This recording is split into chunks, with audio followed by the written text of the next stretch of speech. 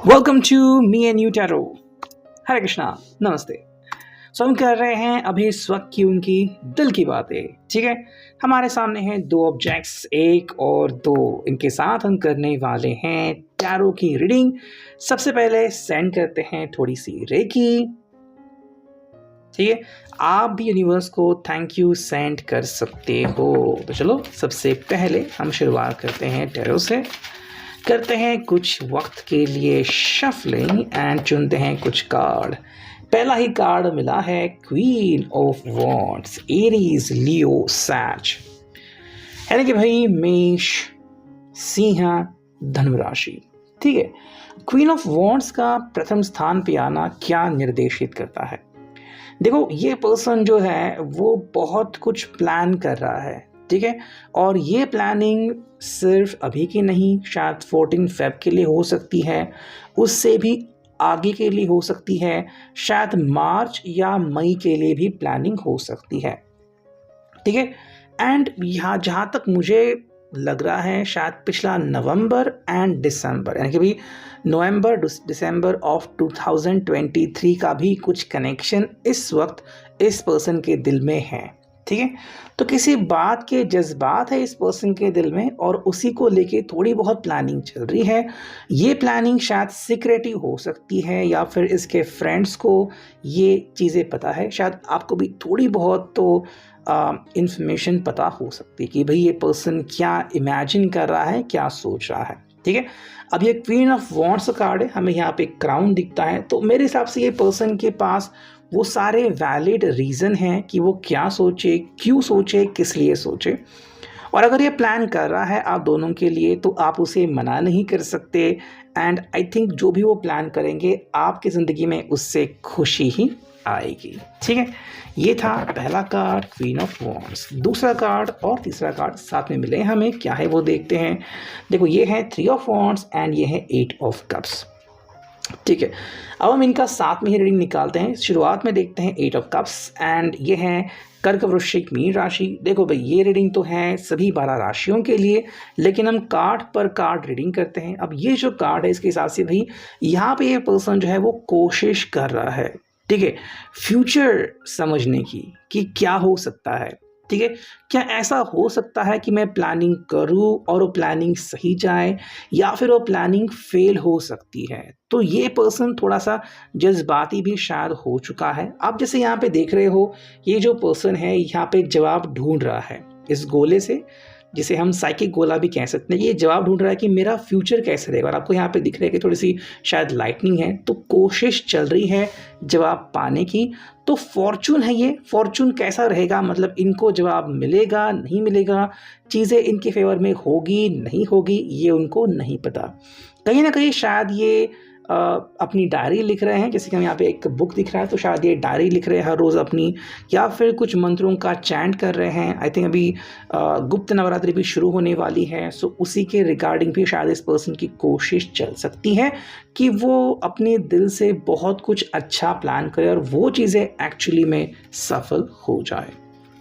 ठीक है, हालांकि जो तीसरा कार्ड है वो है 3 of wands. Okay, I think यहाँ पे ये पर्सन वेटिंग पीरियड में हमें दिखता है, या फिर कुछ प्लान करते हुए, लेकिन इस प्लानिंग का क्या होगा, कितने जल्दी उसको जवाब मिलेगा, या फिर ये सिर्फ प्लानिंग ही बनी रहेगी और उसे मालूमात नहीं होगा, ये डिपेंड करता है। आई थिंक ये आपके बारे में ज़्यादा नहीं सोच रहा है, बल्कि उस चीज़ के बारे में सोच रहा है जो वो आपके सामने पेश करना चाहता है। ठीक है, मसलन में भी प्रपोजल हो, कमिटमेंट हो, या फिर आपके लिए कोई चीज़ खरीदनी हो, चाहे वो अंगूठी हो, पर्स हो, जो भी हो, जो चीज़ आपको बहुत अच्छा लगती है, ताकि आप इनका ये जो तोहफ़ा है वो हमेशा के लिए याद रखें। हालांकि ये तोहफ़ा वो आपको कब खरीदेंगे, उसके बाद आपका रिएक्शन क्या होगा, या फिर उस समय आप अवेलेबल होंगे भी या नहीं। मे बी अगर आपके फैमिली ने कहा है कि तब तक आप कहीं और चले जाएंगे, या फिर आपका जो ऑफिस है आपको कहीं और भेज रहा है, तो इनको नहीं पता तब उस वक्त स्पेसिफिकली आप इनके सामने रहोगे भी या नहीं।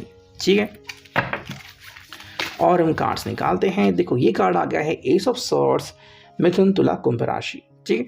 आई थिंक यहाँ पे इस व्यक्ति को हम जैसे कि यहाँ पे कैरेक्टर दिख रहा है हंसते हुए, तो मेरे हिसाब से ये पर्सन कह रहा है कि भाई मुझे तो बात करनी है, वो भी दिल का हल्का होते हैं, मतलब दिल पे कोई भी बोझ ना लेते हुए मुझे अपने दिल की बात शेयर करनी है। तो अभी इस वक्त उनकी वही बातें चल रही है कि चाहे जो भी हो जाए मैं अपने दिल की बात शेयर करके ही रहूँगा। हालांकि उसके लिए इनको समय लग सकता है।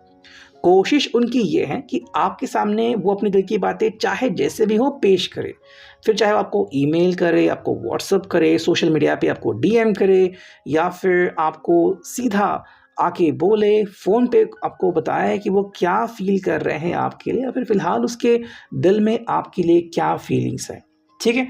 और ये बस चाहते हैं कि उनके दिल के ऊपर कोई बोझ ना रहे। मतलब हो सकता है कि अभी भी अगर वो आपके बारे में सोच रहे हैं तो दिल के ऊपर बोझ आता है। डायरेक्टली वो आपके सामने शायद ऐसी कोई भी बात नहीं रख सकते या फिर नहीं रखना चाहते, जिसका आउटकम क्या होगा ये उनको नहीं पता।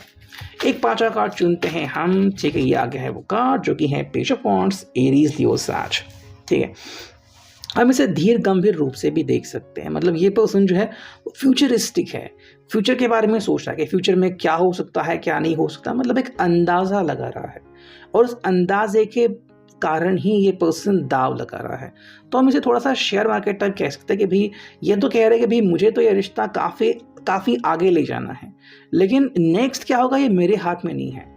जैसे कि आप कब मिलोगे, फाइनली आपको कब सरप्राइज़ दे पाएंगे, आप तब इनके सामने कब आते हो, वगैरह चीज़ें यहाँ पे काफ़ी मैटर रखती हैं। दूसरी बात ये कि जो इनकी सोच है, क्या आपकी सोच भी इनके सोच से मैच होती है, या फिर आपको लगता है कि भाई खामा-खा का हमेशा खर्चा करते हैं, इससे अच्छा तो पैसे बचा, या फिर ये कुछ अगर और करे तो मुझे अच्छा महसूस होगा। तो ये चीज़ें यहाँ पे आती हैं आपकी तरफ से भी। अब फिलहाल करते हैं हम इस ओरेकल की रीडिंग, देखते हैं हमें अभी क्या रीडिंग मिलती है। देखो सबसे पहला कार्ड आ गया है जो कि है believe in magic journey by moon light, ठीक है। सो आई थिंक अमावस्या तो है ही, और ये कार्ड आ गया है। तो बेसिक जो शुरुआत है, देखो ये कह रहे हैं कि भाई क्यों ना हम एक नई शुरुआत करें। काफ़ी लोगों को अगर नहीं पता तो अमावस्या बहुत ही पावरफुल एक हम कह सकते हैं कि एक पावरफुल संगम होता है, जिस पल आप बहुत अच्छा कुछ शुरू भी कर सकते हैं, ठीक है। एंड यहाँ पे इसलिए आ गया है बिलीव इन मैजिक। यहाँ पे आपको कोई भी ब्लैक मैजिक नहीं कंसिडर करना। बिलीव इन मैजिक का मतलब है कि भाई यूनिवर्स जो है वो आपको सपोर्ट कर रही है, और आप दोनों को बस इसी चीज़ के ऊपर फोकस करना है कि सभी चीज़ें आपके फेवर में आ जाएंगी। बस आपको विश्वास करना है कि ये सब मुमकिन है। अगर आपको लग रहा है कि ये मुमकिन नहीं है, पता नहीं कैसे होगा, तो फिर इश्यूज वहाँ पे आ सकते हैं। इसलिए कह रहा है कि भाई ये पर्सन की आप कोशिश करो, अंडरस्टैंड करो चीज़ों को, ठीक है। दूसरा जो कार्ड है वो है cleansing waters, purification activates vibrant life force. I think कुछ वक्त के लिए पर्सन जो है वो अपने आप को क्लींस करना चाहते हैं। क्लींस करने का मतलब क्या है, अगर इनमें बहुत सारी नेगेटिविटी है, बहुत सारा क्रोध है, ईर्ष्या है, गुस्सा है, अहंकार है, तो इन चीज़ों से परे जाना चाहते हैं, ठीक है। सो जो भी आपके लिए बहुत इम्पॉर्टेंट दिन है, चाहे वो आपका एनिवर्सरी का हो या फिर कोई भी और दिन, या फिर 14 फेब क्यों ना हो, उसके पहले ही अपने आप को क्लींस करना चाहते हैं। मतलब आप यूँ कह सकते हैं कि अब आपसे मिलने से पहले ये अपने आप को और ज़्यादा तराशना चाहते हैं, ताकि जब आपसे मिले तो आप भी कहे भी आप में तो कितना सारा बदलाव आ चुका है, ठीक है। सो ये था अभी के लिए reading. I hope it will resonate.